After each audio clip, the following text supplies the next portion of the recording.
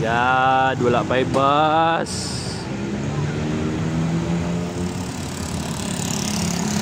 So guys, naday mi sa Kalinan karon. Dito to kay. Kato ko. My God! Ooh, airplane. Sana all. Sana all maka-airplane.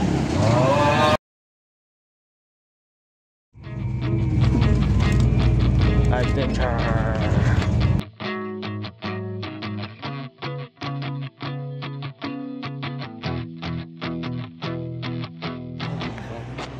Live from Barangay Baganihan, Marilog, Davao City. Temperature Freezing. You're freezing. Now you're gone again. I'll take all your issues, you can have my friends. I don't miss you, I miss you on my phone screen. Now I save the tissues that you bought me from a nosebleed. I don't think about you, but it's all sleep. Gone again. I'll take all your issues, you can have my friends. I don't miss you, I miss you on my phone screen. Now I save the tissues that you bought me from a nosebleed. I don't think about you, but it's all sleep. Some days I don't miss your taste, but some nights fall on my face. It's alcohol without all the chase. I get away without a heartbreak. You in the city, you're out of state. Chase you from out, we can't keep up pace. I left your backpack with your phone on the staircase.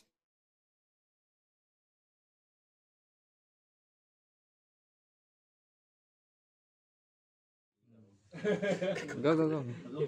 Hello, so we are here in Hayag Farms in Marilog District in Davao City with Engineer Kevin and Architect Jed to interview them for the professional practice ng SART 157. So, ano po, short background lang po about yourself para sa mga students na manonood ng video. Introduce yourself. Okay. Yeah.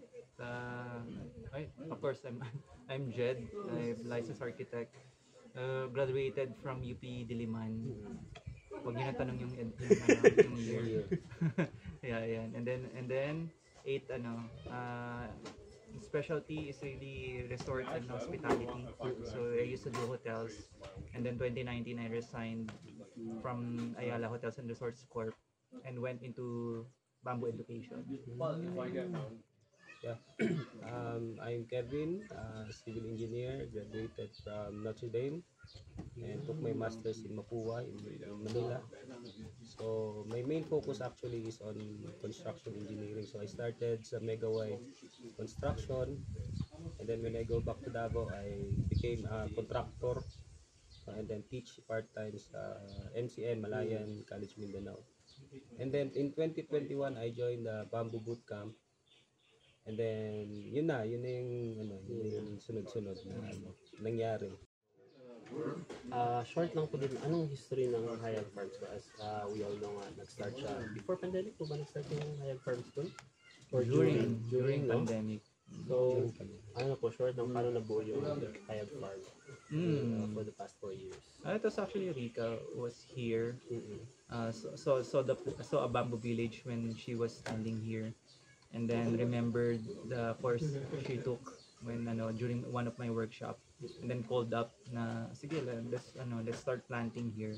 So 25 hectares worth of bamboo planted all over the place, and then she fell in love with the place, and then in order to convince the locals or the Matigsalog tribe, why does it matter to plant bamboo, we had to build the first structure, which is the Matigsalog Hall. 12-meter high, used to be the tallest bamboo structure until a year ago. So yan. Yeah. And then now, Hayag Farm School, organically grown. We're waiting for the bamboo to go up, and then it has become a natin dito, training center, capacity building for local people, and 28 batches of bamboo boot camp after. not all the bamboo bootcamp are done in Hayag. We do bamboo bootcamp all over the Philippines. But majority. Yes. But siguro maybe 40% Yeah. was done here. Yes. Each of the structures here in Hayag has a particular batch that started it. So the structure we are here now is batch 3. Okay, Matrisalog is batch 1. And then batch 2 is Villa number 2. Villa 2. So yun. So every batch there's a corresponding build here in Hayag. So, why bamboo po? Like, paano po kayo napunta sa bamboo from resorts? Paano kayo napadpad sa bamboo? When you're dealing with resorts, it's inevitable na you engage with concrete steel and then indigenous material, and then fell in love with the flexibility of bamboo. And then when I went to Bali, I saw possibilities rin, and then went back here excited, and yeah, bamboo. Pero what happened is, I wanted to build pero wala tayong there's no manpower to do it, or the skill set is lacking. Kaya ganun. Kevin. Yeah. I started with bamboo in 2021. I joined the first bamboo bootcamp. Si Jed was the one who teach us. And then my reason to join is, as a contractor kasi, I wanted to explore bamboo also. For my own ba. I want to make it as an additional material, not as an alternative at that time. So, pero back then, naisip ko na, hindi lang pala pang construction. You can do almost anything. It's just that your creativity ang limitation. So, I'm not only into the construction, but I'm also into propagation and farming sa bamboo. So, yeah, that's why I'm into bamboo until today. And I think, maybe till my lifetime, Forever itong forever.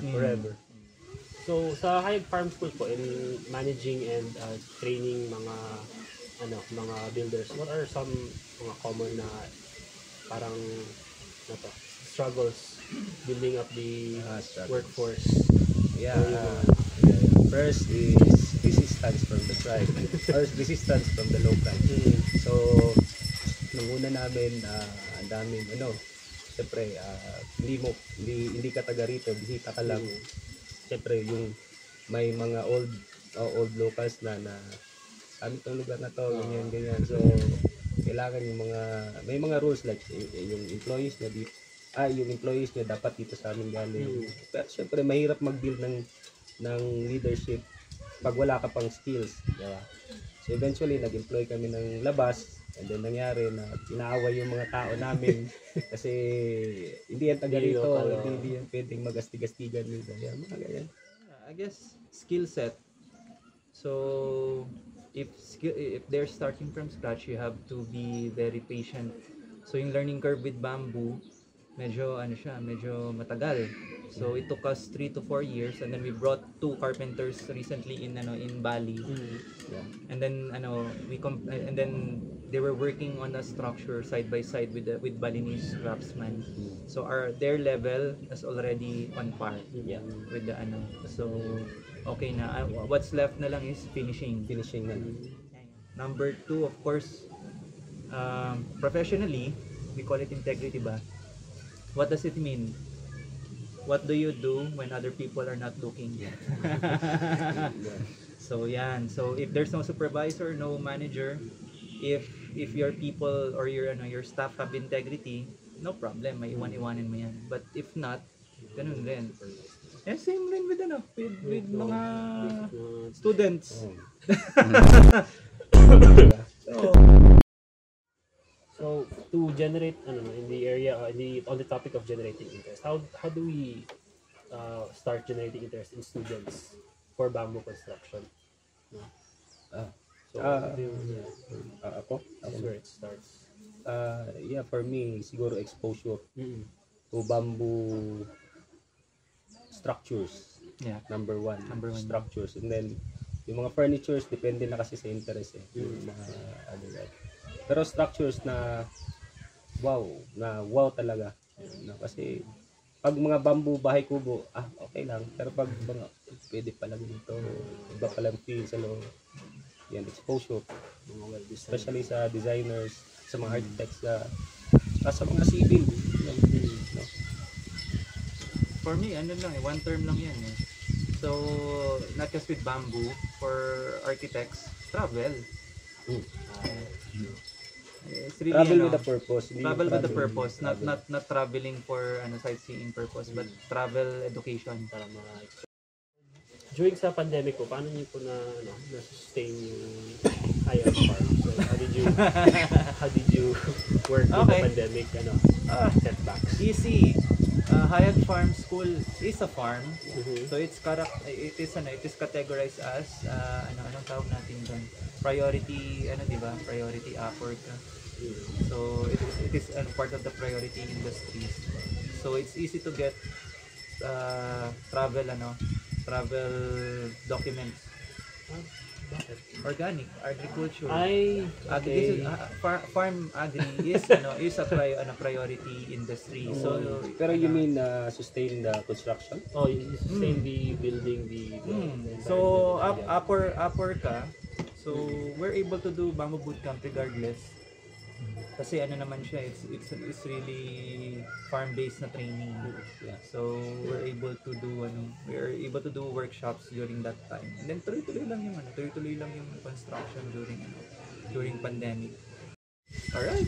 So, ang last na question is a very recurring question for students, no? Especially pag first year ka, tinatanong ka ng mga prof or tinatanong ka ng mga seniors. Sa architecture, why did you choose RT? Drawing and building. That's it. Figuring things out, designing. Kaya for engineer, why civil engineering? Well, nung bata pa kasi ako, mahilig na ako figuring things out. Mahilig akong magawa-gawa ng mga bagay-bagay, magkulikot. Ganyan. So, siguro, nasa engineering talaga. And then, eventually, ma-fell in love ka pag gusto mo yung ginagawa mo. Parang hindi na siya naging trabaho. Hopefully, in the future. The number one talaga is Pag wala naman talaga pera sa pero madaming paraan magkapera through your profession. Ako, parang may nahanap akong need na, pwede palang ganun, pwede palang diversify ka. Okay. And for me, you don't stop with your profession. Yeah, just don't limit yourself with your profession. Na ka lang, architect ka lang, engineer ka lang. Yeah. Sus, ano mangyari sa iyo? Dapat ka rin, marunong ka rin magbenta, marunong kang Marunong kang bumaligya. AI, marunong kang ang dami na You diversify. You don't stop. Alright. Okay na. So, that's it, no? Oo. That's Okay. it for the interview. So, thank you. Like and subscribe. Like and subscribe. Magkano ka na? Ma'am, to Ma'am Sam. Keep on planting bamboo. Yes, Yeah. magbabootcamp ka, ma'am. Ang muna niya, Sir Ange and Sir Ryan.